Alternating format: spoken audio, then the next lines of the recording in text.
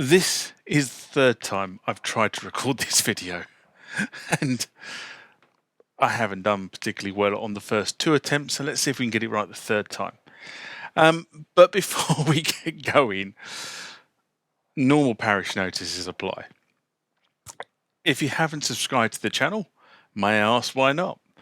Click the subscribe symbol. If you want to be notified about when this sort of content hits the channel, the bell icon is the one for you. Consider becoming a member of the TMTG community, which is the Music Tech Guy community. The Patreon address is down below, as are the Instagram and Facebook feeds. Go tag me over there, follow the other shenanigans that lead to these videos being created. But now back to the video. So as I've said, this is the third time I've tried to create this video. It's conspiring not to help me do it.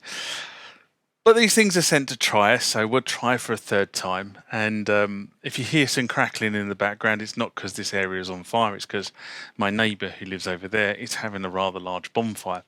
And I decided to do this afternoon before the light goes, just to try and get this recorded. Excuse me, my wire is not in the right place on my backside. Anyway, this video is in response to a question that was asked by one of the community, and it goes along the lines of, can you really play the RD-8 with a keyboard? And the answer to the question is yes, of course you can. But rather than just say, yes, of course you can, I thought I'd actually show you how you can do it.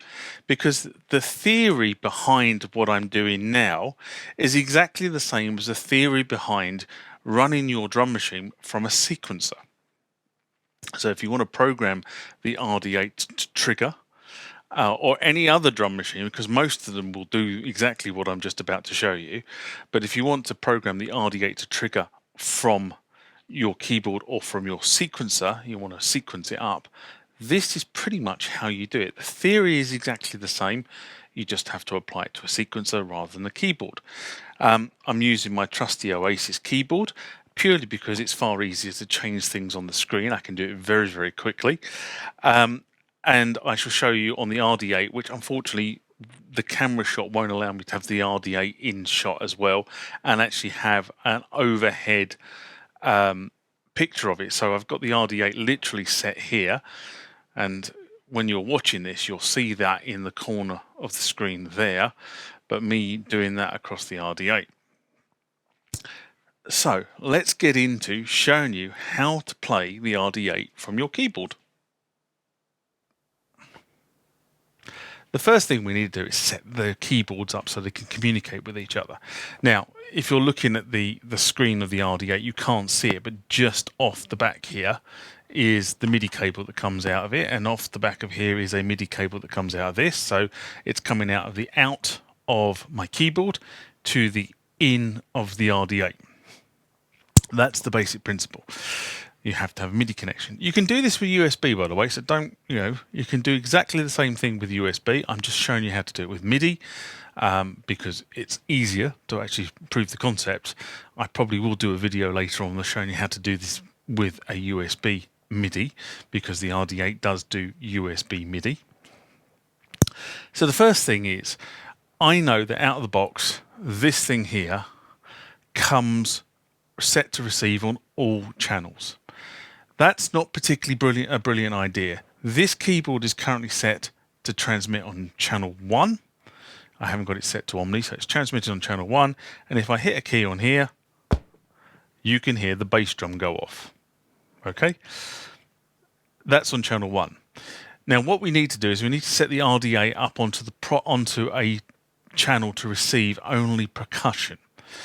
And the way we're going to do that is, first off, we're going to set this machine here to transmit on channel 10. Now, a couple of people have asked me about why do I set percussion up on channel 10? And I can't answer that because I've always set percussion up on channel 10. A lot of equipment percussion equipment used to come pre-configured channel 10. I think the TR-8 out of the box comes pre-configured channel 10. I don't know whether it was some written into some MIDI law or whether it was just convention that built up within the industry. But when I was learning about MIDI many, many moons ago, when I was much younger, the guy who was sort of instructing me or was telling me about it at the time said you always set your your lead on channel 1 and your rhythms on 2 and 3 and your bass guitars or bass synths on 5 and your percussion on 10.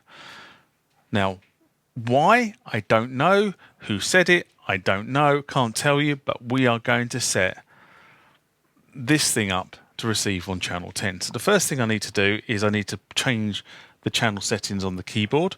So at the moment, as I said, it's on 1. I go into the global menu, I go into the MIDI menu, I go into the MIDI menu there. I select this MIDI channel setup at the top of the screen, which is off screen to you, and I set it to channel 10. This is now transmitting on channel 10. Again, if I hit this,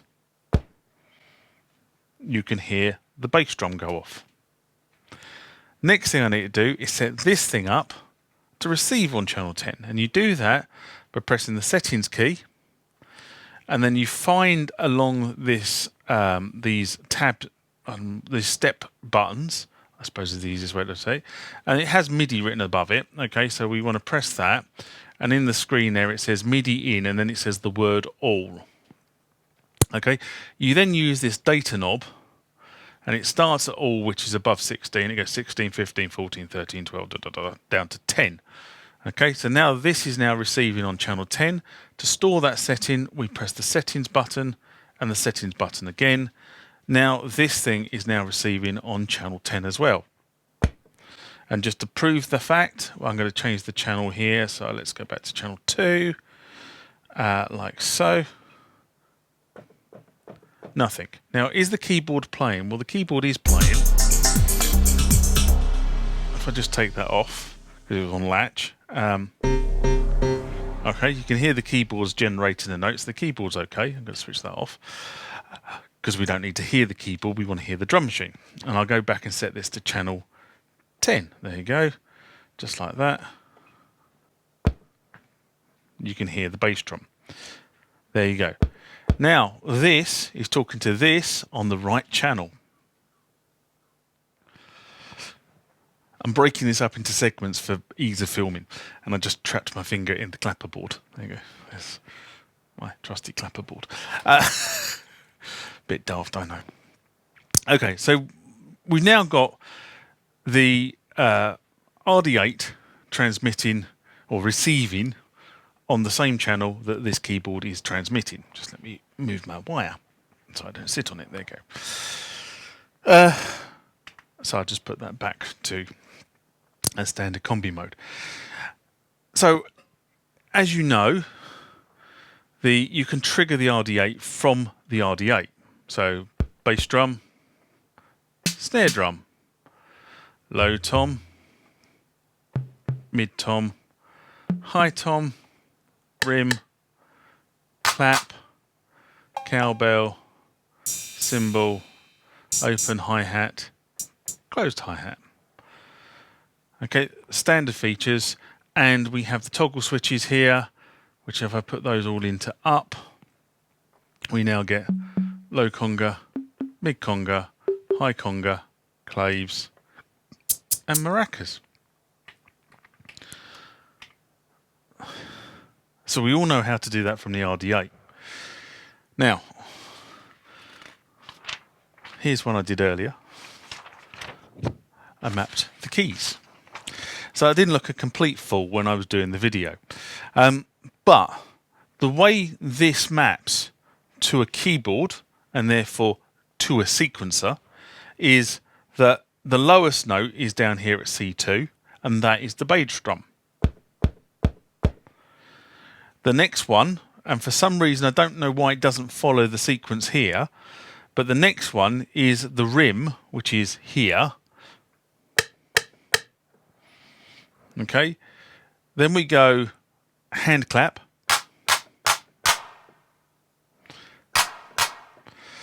and it sort of goes into that after a couple of claps. Then we go to the snare drum, closed hi-hat, low tom, open hi-hat, mid tom, high tom, cymbal, and finally cowbell. Oops. It's a sharp. I was pressing G3. It's the sharp. Now, I do not understand why they have mapped as default C2, C sharp, D sharp, E2, F sharp, A3, A sharp, B3, D3, D sharp, and G sharp. I do not know why they've mapped it that way. Maybe the original was mapped that way with some of the MIDI converters that were done. I have absolutely no idea. But that's the way it is set up. So if you want to play a bass drum, you hit C2. If you want to program a bass drum, okay, you program the kick to happen on C2. So there you can play your RD-8 from your keyboard. So I'm not a very good finger player, but if I was,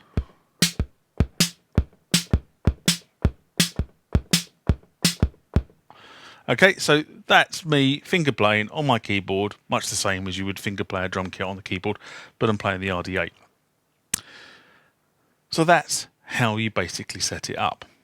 Now, the next thing you need to understand is these buttons here. So as you can see at the moment, these switches are all in the lower position, which means that if you were to select that particular sound, like so, and hit the trigger button, I get a low tom.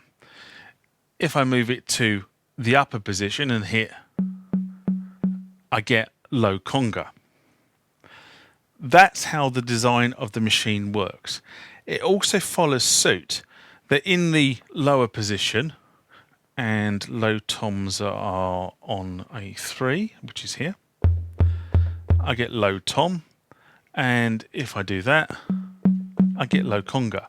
So the keyboard follows exactly what is going on the RD-8. So if I were to move all these buttons into the upper position, and I went through like this,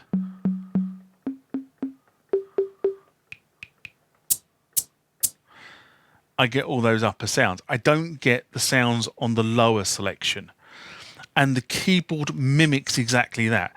So again, if I hit low tom there, and that's low conga because the switch is in the up.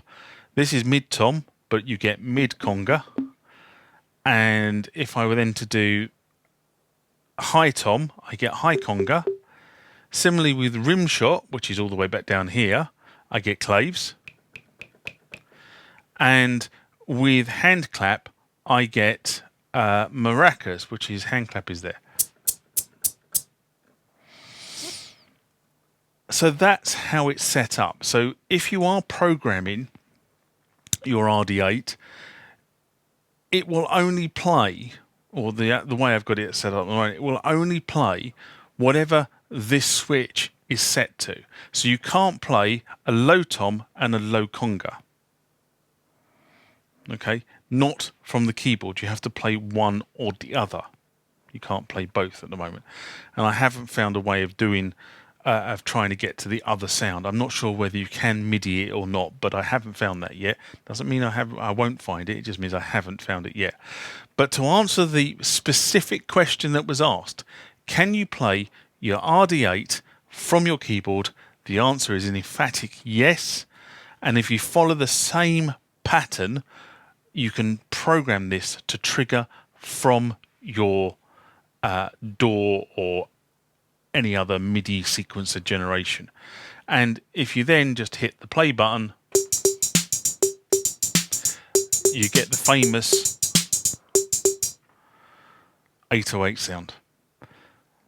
that's kind of where I'm going to leave it for this video. But that was just to answer a specific question, and hopefully, third time lucky, I've recorded the right thing.